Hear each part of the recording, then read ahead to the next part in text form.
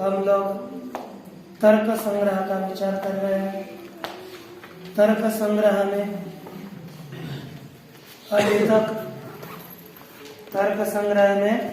अभी तक किसका किसका विचार किया है ना? पृथ्वी का विचार कर रहे थे। पृथ्वी का पूरा विचार हो गया, विषय तक हुआ। अब हम जल का विचार करेंगे। तो देखिए, जल का दूसरा नाम है आप। क्या है? शीत स्पर्शवत्य आप। शीत स्पर्शवत्य आप। शीत स्पर्शवत्य आप। शीत स्पर्शवत्य आप। शीत स्पर्शवत्य आप। शीत स्पर्शवत्य आप। शीत स्पर्शवत्य आप। शीत स्पर्शवत्य आप। ताः द्विविधा।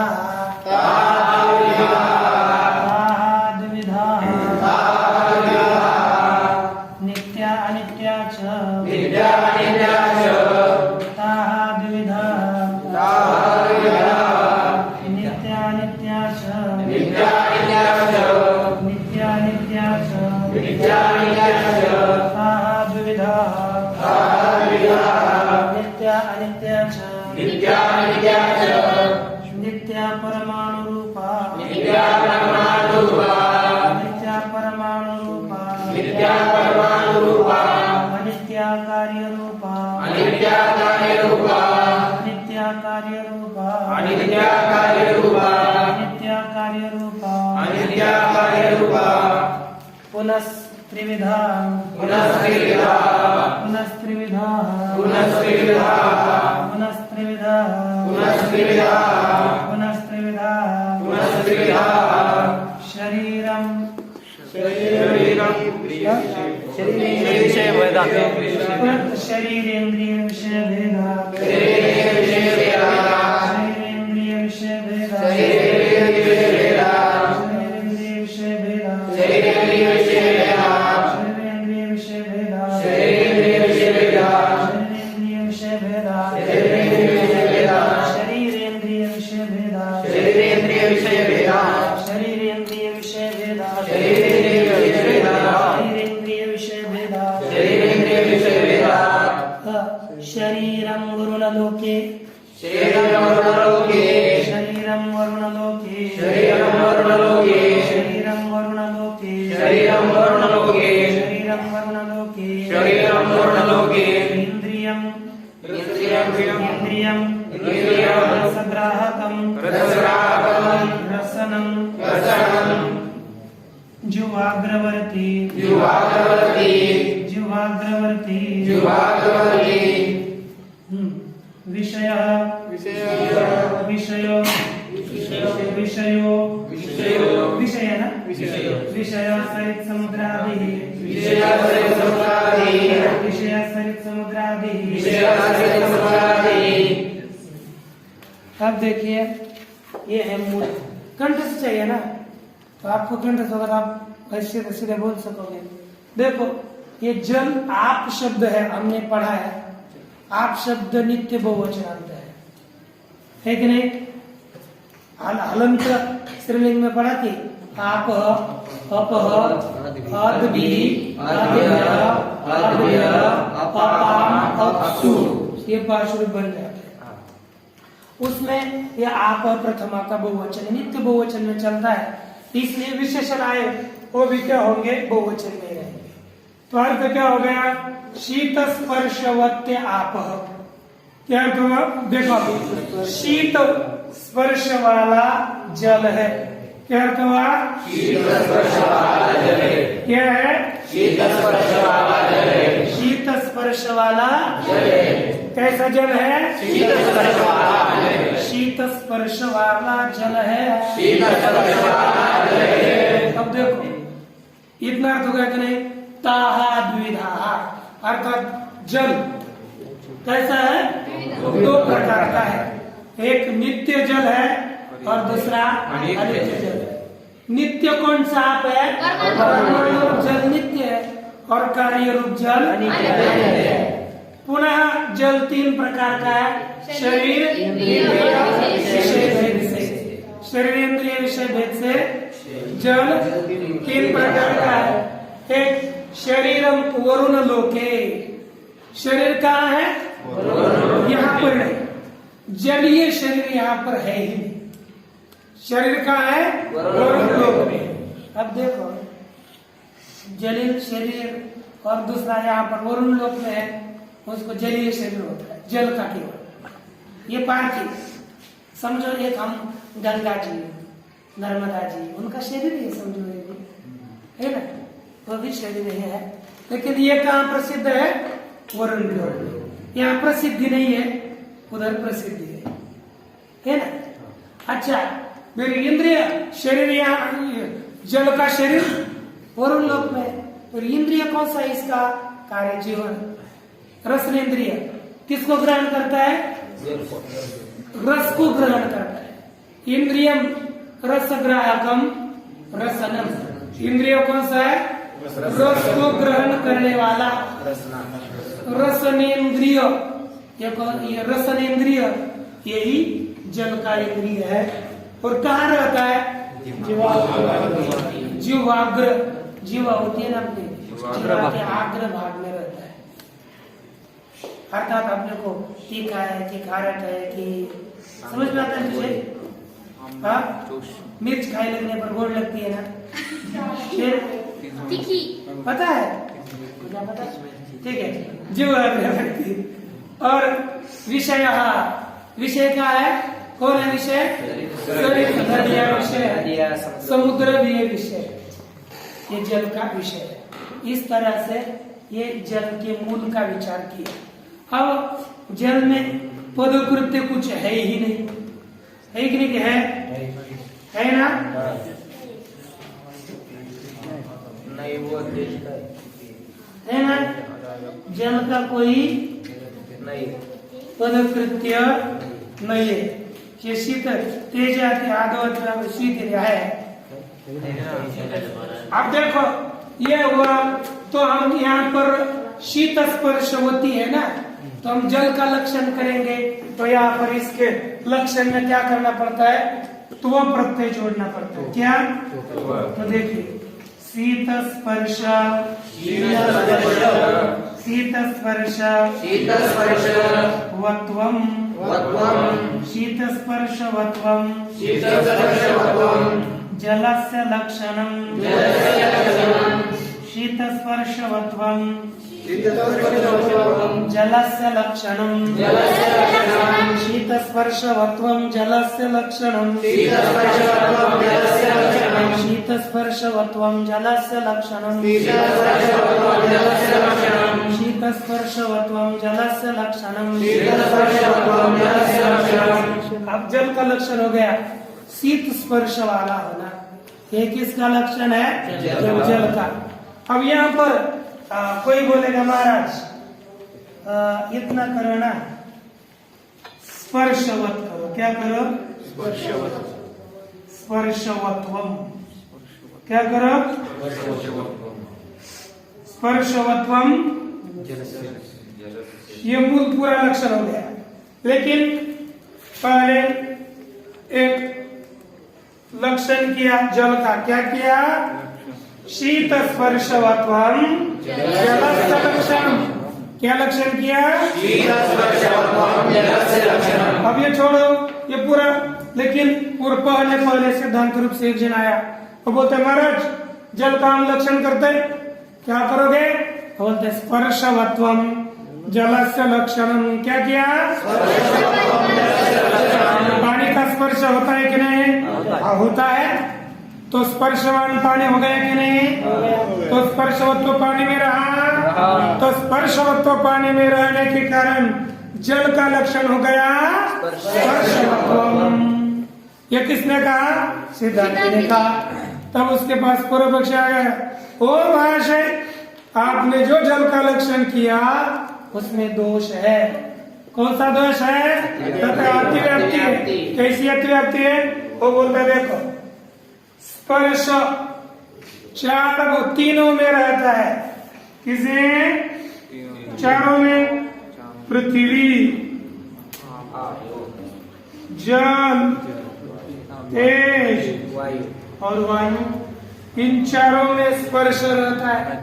तो जैसे जल में स्पर्श हो, लक्ष्य है अपना जल, जल में स्पर्श रहा, उसी तरह अलक्ष्य पृथ्वी तेज वायु इनमें भी स्पर्श रहा। हमने लक्षण किसका किया? और गया किसमें? पृथ्वी में गए कि नहीं? तो क्या दोष हुआ? अतिव्याप्ति। लक्षण एक का किया तो अन्य में जाने के बाद होता है दोष अतिव्याप्ति। उस अतिव्याप्ति का वारण करने के लिए अतिव्याप्ति हो गई ना, तो आपने जो लक्षण बनाया वो अतिव्याप्ति दोष से युक्त है। कैसे आपने लक्षण बनाया? तो सिद्धांत तो ऐसी बात है। हाँ, उसी अतिव्याप्ति का वारण करने के लिए हमने शीत ये पद दिया। क्या पद दिया?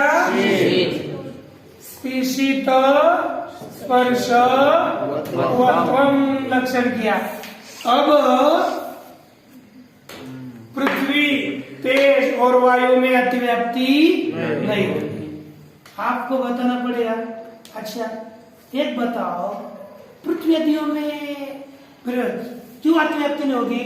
सिद्धांत कहते हैं सुनो, तुझे पता है स्पर्श 3 प्रकार का होता है। कितना प्रकार का? 3 प्रकार का। एक स्पर्श है शीत, दूसरा है उष्ण और तीसरा है अनुष्णाशीत।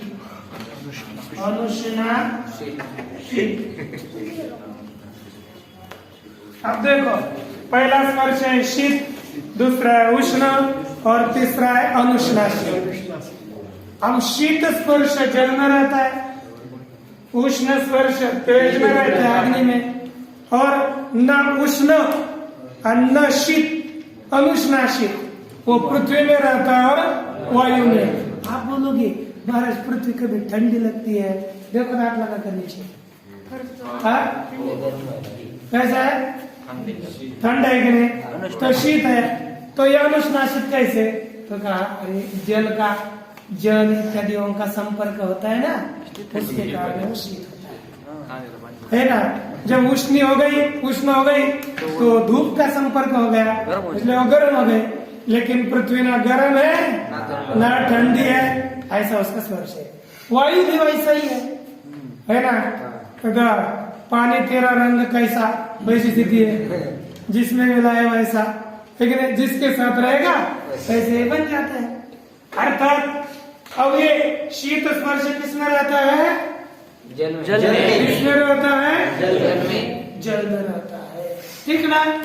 फिर बोले कि महाराज जी ऐसा करो ना, फिर केवल शीतो, क्या करो? शीतो, शीत इतना ही लक्षण करो, क्या स्पर्श वत्व करना है ना। तो शीतवत्वम करो, क्या बात है ना? क्या करो? शीतवत्वम। अब संदेह हो गया, आकाश है शीतवत, क्या शीतवत? शीत क्या चीज है? शीत क्या है? शीत तो न गुण है न कुछ नहीं, एक मन में आकांक्षा हो गई बस। शीत इतना ही किया लक्षण। शीतवत्व अर्थात शीतो, शीत क्या चीज है? ये संदेह हो गया कि नहीं? आकांक्षा होती है मन में। क्या होती है? उसका वारण करने के लिए हमको क्या आगे जोड़ना पड़ेगा? स्पर्श है कि नहीं? शीत करने पर आकांक्षा होती, लिखा है वहां पर, देखो ना, आकांक्षा वारणाय स्पर्शेति, मिले कि नहीं? और तेजादो अतिव्याप्ति वारणाय शीतेति। केवल स्पर्शवत्वम इतना ही लक्षण करेंगे तो किसमें रोहित अतिव्याप्ति होगी? स्पर्शवत्वम इतना लक्षण करेंगे किसमें अतिव्याप्ति होगी? अतिव्याप्ति होगी। उसका वारण करने के लिए क्या करना पड़ेगा? अच्छा, केवल शीत करने पर क्या होता है? सिद्धेश्वर क्या होता है? मन में आकांक्षा जगती है, शीत क्या चीज है कि नहीं? तो उस आकांक्षा अर्थात एक इच्छा, मनामध्ये शंका है कि नहीं? तो उसका वारण करने के लिए क्या दिया? स्पर्शवत्वम। तो क्या लक्षण हुआ? जलस्य लक्षण। अच्छा, अब देखो मैं बताऊं क्या, काल सबका आश्रय है। काल इतना डांगरस आदमी है ना, है ना, वो उसमें सब कुछ रहते हैं, सब रहते हैं, सब। काल में कौन कौन रहता है? सब रहते हैं। काल सबका आश्रय है। किसका आश्रय है? सबका आश्रय है। तो शीत स्पर्श का आश्रय है कि नहीं? तो शीत स्पर्श वाला जैसे कौन बना? क्या कौन बना? काल बना। उसी अरे शीत स्पर्श वाला जैसा जल बना, उसी तरह कौन हो गया? काल। शीत स्पर्श वाला जैसे जल बना, उसी तरह शीत स्पर्श वाला कौन बना? काल। है कि नहीं? हाँ, काल कसं ते? मला सांगा महाराज, महाराज हा इवन ना करा बर. प्रभू रामचंद्रजी कधी होते? हा, भूतकाल. म्हणजे कुठे होते ते? भूतकाळ है ना. फक्त प्रभू रामचंद्रजींचा अधिकरण कालिक अधिकरण झालं की नाही? काळ अधिकरण झालं ना. परत तुम्ही कधी आहात? वर्तमान काळात. तो म्हटलं तुम्ही कुठे होते? तुम्ही कधी तिथे होते? मी या काळात तिथे होतो. म्हणजे तुम्ही कोणत्या तरी काळातच होते ना. म्हणजे काळ सुद्धा, काल भी आश्रय हुआ कि नहीं? ये कालिक अधिकरण, दो प्रकार के अधिकरण होते हैं. कालिक अधिकरण, स्थलाधिकरण, कालाधिकरण, ऐसे दो अधिकरण होते हैं. नित्य वारंवार स्थलाधिकरण ही नहीं लेना चाहिए, कालाधिकरण भी पकड़ना चाहिए ना. सप्तमी काले विद्यते सप्तमी अधिकरण. तो स्पर्श है तो किसी न किसी काल में ही स्पर्श होगा ना. जैसे मैंने लेखनी का स्पर्श किया, तो किस काल में हुआ? वर्तमान काल में. है कि नहीं? हुआ कि नहीं वर्तमान काल में स्पर्श मस्तक पर? तो किसी न किसी काल में ही हुआ, है ना. तो स्पर्श का अधिकरण कौन हो गया? काल. क्या हो गया? अच्छा, मगर शीत स्पर्श जल में रहता है, वैसे ही काल में भी रहेगा. ये अगर कालाधिकरण हो गया तो ये स्थलाधिकरण हो गया. लेकिन अधिकरण तो है ना. लेकिन इतना है, काल में कालिक संबंध से रहता है. काल में कालिक संबंध से. बताओ क्या? कालिक संबंध से सब पदार्थ सब जगह पर रहते हैं. कालिक संबंध से सभी पदार्थ सभी में रहते हैं. मैं आप में रहता हूं कालिक संबंध से, क्योंकि इस काल में मैं यहाँ होना. काल का संबंध मेरे से और आपसे है कि नहीं? काल वर्तमान काल का आपसे मेरे से है. संबंध सत्व संबंधी सत्व में एक नियम है. संबंध रहा तो संबंधी उसमें संबंध रहा. देखो संयोग संबंध रहा है तो संबंधी भी रहा नहीं उसमें, ठीक नहीं? संबंधी है, संबंध हो गया तो संबंधी हो गया. हो संबंध वाला तो संबंधी होता है. तो यहाँ पर कालिक संबंध से शीत स्पर्श कहाँ रहता है? काल में, है कि नहीं? मग हम सामान्य इतना ही कहेंगे, शीत स्पर्शवत्वम जलस्य लक्षणम. क्या लक्षण करेंगे? तो किसमें अतिव्याप्ति होगी? उसका वारण करने के लिए पीछे हमको जोड़ना पड़ेगा समवायेन शीत स्पर्शवत्वम. ये ना समवायेन, समवाय संबंध है ना. शीत स्पर्शवत्वम. क्या करना पड़ा? समवाय संबंध है ना.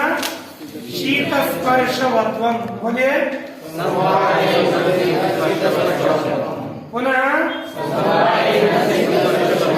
समवाय संबंध है ना. बोलिए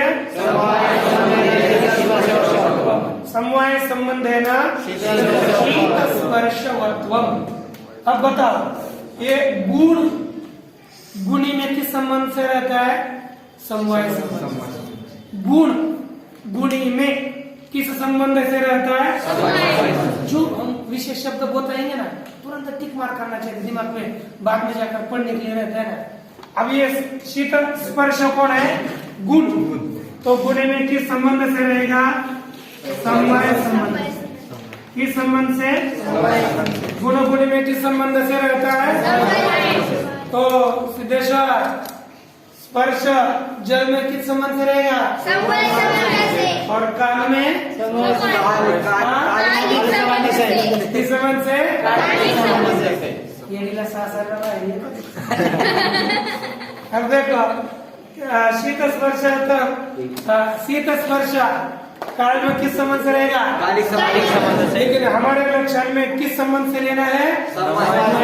तो समवाय संबंधेन शीत स्पर्शवत कौन होगा? जल ही होगा। तो जल का लक्षण क्या हो गया? क्या लक्षण होगा? क्या लक्षण हुआ? तर्क संग्रह की अलग नोटबुक करी आपने करी। मराठीचा अर्थ काय? समवाय संबंधाने शीत स्पर्श वाला समवाय संबंध। समवाय समवाय संबंधाने ये खाली समवाय संबंध लिखा है, लेकिन मैं समवाय लिखा। देखो देखो कालादो आति प्रसक्ति वारणाय समवाय संबंधेनेति पदम देयम। यदि हम समवाय संबंधेन नहीं देंगे तो कालादियों में अतिव्याप्ति होगी। कालादियों में हुई अतिव्याप्ति का वारण करने के लिए क्या देना चाहिए? समवाय ने पद देना चाहिए। अब देखो इंद्रियम इति, इंद्रिय का विचार करेंगे तो फोटो है ना। इंद्रिय का लक्षण हम करेंगे। इसमें इंद्रिय कौन है? तो यहाँ पर लिखा इंद्रियम रसग्राहकम रसनम जिह्वाग्रवर्ती। इसमें रसनेन्द्रिय का लक्षण करने जा रहे हैं। इसका रसनेन्द्रिय का लक्षण होगा कि गंध, बोलिए गंध ग्राहकत्वे सति, रस ग्राहकत्वे सति, रस ग्राहकत्वे सति, इंद्रियत्वम रस ग्राहकत्वे सति, इंद्रियत्वम रस ग्राहकत्वे सति, इंद्रियत्वम रसग्राहकत्वे सति, इंद्रियत्वम रसग्राहकत्वे सति, इंद्रियत्वम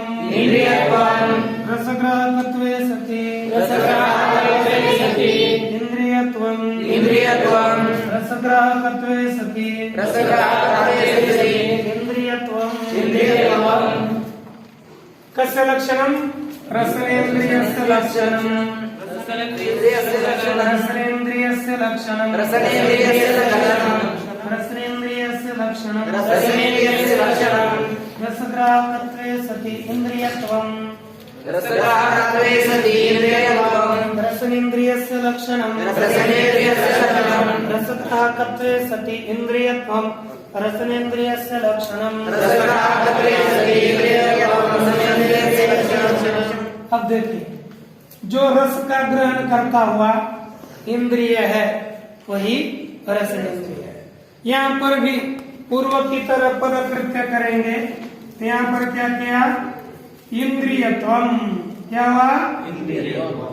इंद्रियत्वम कस्य लक्षणम? बोलिए इंद्रियत्वम बोलिए इंद्रियत्वम। इतना लक्षण किया तो कहाँ की व्याप्ति होगी? अन्य इंद्रियों में।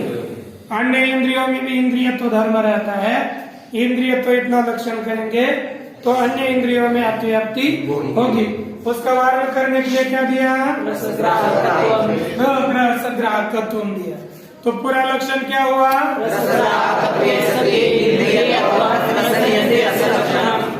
पुनः हम इंद्रियत्व निकाल देंगे। कितना लक्षण करेंगे? रसग्राहकत्व।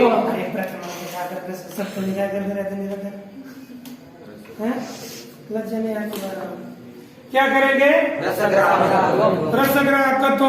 इतना ही लक्षण करेंगे तो किसमें अतिव्याप्ति होगी? पूर्व की तरह काल में। काल सबका ग्राहक है तो काल में भी क्या होगी? तो उसका वारण करने के लिए क्या करना पड़ा? तो लक्षण क्या हो गया?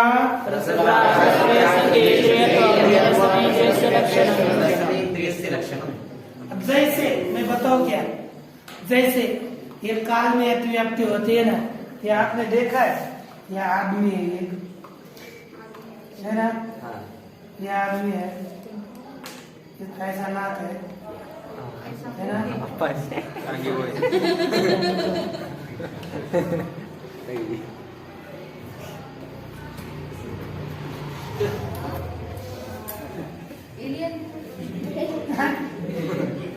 आपने ये दिवार टांगी बोय एवढे म्हणते रे दाते पडले वाटत दात बीत पडले का बघ माझा जागा पाणी हमने कहा ये जीवा है, जीव है ना, जीवा के ऊपर एक आपने गुलाब जामुन आगे देखो, जीवा के ऊपर गुलाब जामुन रखा, चॉकलेट बर्फी। अब देखा इसमें ये रखा कि नहीं? अब ये रखने के बाद आप बताओ, ये जैसे रसग्राहक ये जीवा भी ग्रहण करती है, लेकिन रस को ग्रहण करने वाला वो संयोग है कि नहीं? संयोग भी है ना। जैसे जीवा है वैसे रसग्राहक कौन हो गए? संयोग। ये इंद्रिय और उस गुलाब जामुन रस का संयोग हो गया कि नहीं? वो संयोग भी इंद्रियार्थ सन्निकर्ष, इंद्रियार्थ सन्निकर्ष वो भी ग्राहक हो गया था। अतिव्याप्ति किसकी जाएगी? इंद्रियार्थ सन्निकर्ष में। इस सन्निकर्ष में अर्थात संयोग में अतिव्याप्ति होगी। किसकी? रस ग्राहकत्व की। काल में भी होगी, सन्निकर्ष में वो होगी। उसका वारण करने के लिए क्या पद दिया? इंद्रियम। लेकिन सन्निकर्ष इंद्रिय नहीं है। तो लक्षण हो गया रसग्राहकत्व सती इंद्रिय। यहाँ पर देखो ना, किसी इसलिए क्या है? तो अगाधो अतिव्याप्ति वारणाय रसग्राहकत्व। यदि इंद्रिय तो इतना लक्षण करेंगे और त्वगादि में अतिव्याप्ति, और केवल रसग्राहकत्व इतना ही लक्षण करेंगे तो क्या होगा?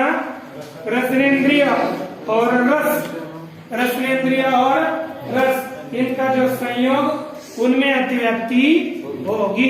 उसका वर्णन करने के लिए क्या दिया? इंद्रियम।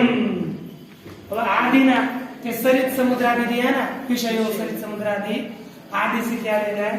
तड़ाग, हिम, हिम अर्थात बर्फ, करक अर्थात गारा, तड़ाग, हिम, है ना, इसमें क्या होगी? अतिव्याप्ति होगी। अरे ठीक ना? तड़ागादि, तड़ाग, हिमकरकादि नाम संग्रह किसका किसका करना चाहिए? आदि पद से विषयों सरित समुद्र आदि लिखा के लिए सरित समुद्र आदि, आदि अर्थात तालाब भी विषय है। तड़ाग, पुनः हिम, बर्फ भी तो पानी का बनता है, वो भी जल का ही विषय है। और कर पड़ती है ना, वो भी जल का ही विषय है।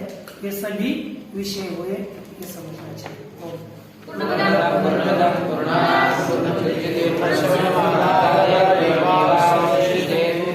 शांति शांति शांति।